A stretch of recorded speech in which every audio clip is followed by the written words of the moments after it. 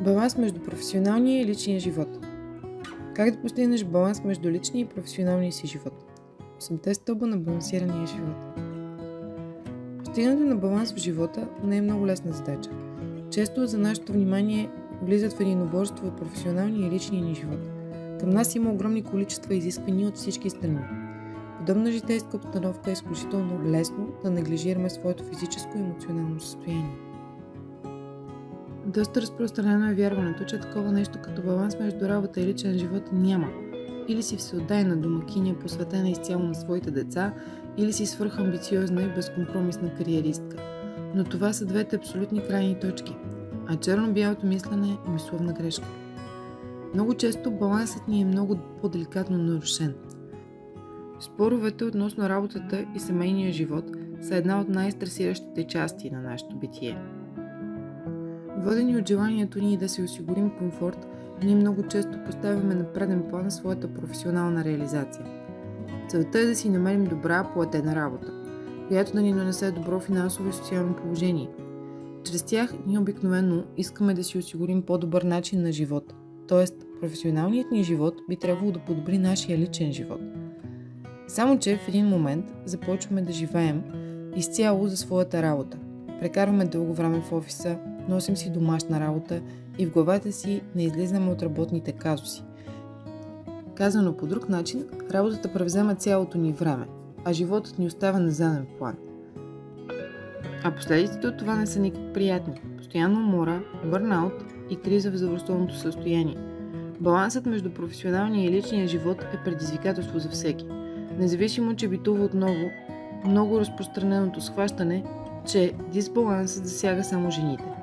Мъжете също могат да имат дисбаланс между професионалния и личния живот. И това е доста разпространено явление.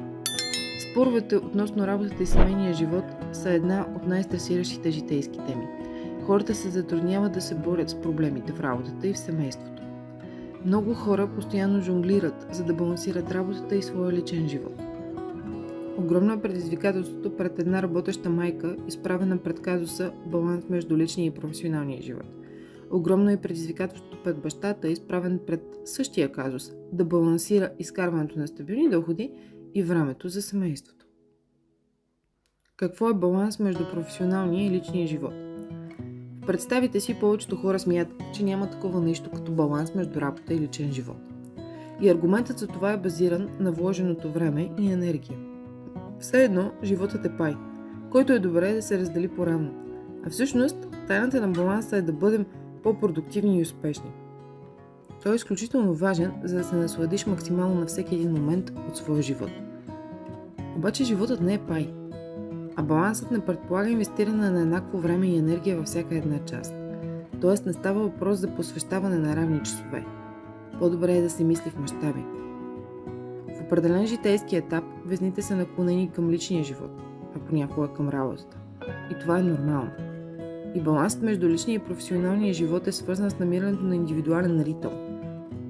Така че везните да се накланят и в едната, и в другата страна, без да оставят в определена позиция за продължителен период от време. Балансът е от съществено значение за продуктивността.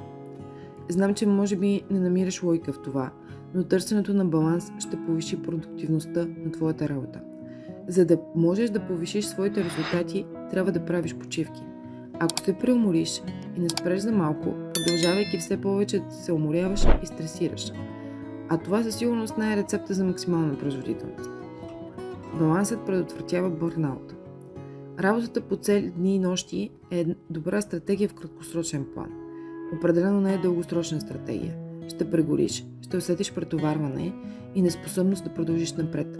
А ако усещаш, че си на път към това, добре е да обърнеш внимание на хармонията. Балансът подобрява креативността.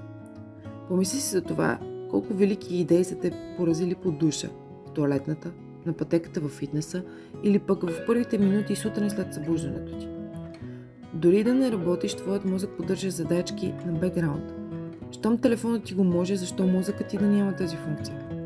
Когато спреш да предъвкваш, идеите имат възможността да изплуват в твоето съзнание.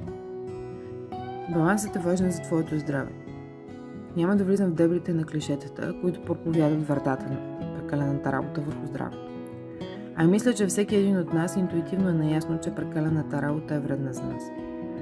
Има изследвания, които подкрепят тази теза. Прекалената заетост генерира огромни количества стрес, а стресът е в основата на много физически заболявания. Как да постигнем баланс между личния и професионалния живот? Първо, промени начина си на мислене. Всяко нещо в нашия живот се променя тогава, когато променим начина си на мислене. Възможно е в семейството, в което си израснал, професионалната реализация да е поставена на пиедестал. Възможно е да имаш сериозни постижения в училище, възможно е да си израснал в корпоративна среда под високо напрежение. Всички тези фактори могат да те накарат да вярваш, че работата е най-важното нещо. Промяната в начина на мислене отнема време и изисква усилия. Започни с това да осъзнаеш как се чувстваш. Воденето на дневник е добър начин да наблюдаваш мислите и чувствата си. 2. Планирай всичко. Направи план на действие и насрочи всичко. Да имаш график означава да имаш време за всичко. Добави лични дейности и семейно време към графика си. Направи го така, както го правиш за своите работни задачи. Блокирай времето си и така планирай своята седмица, а в това число са времето за тренировка, сън, хранене, седмична, семейна вечеря и така нататък. 3. Признай си, че везните могат да се наклонят в едната или другата посока. Признай си и приеми, че везните не винаги са в равновесно положение. Понякога се налага да работиш дълги часове.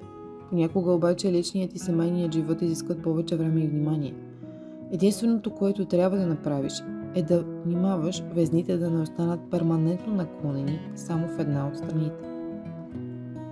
4. Намери здравословни начини за справяне с стреса.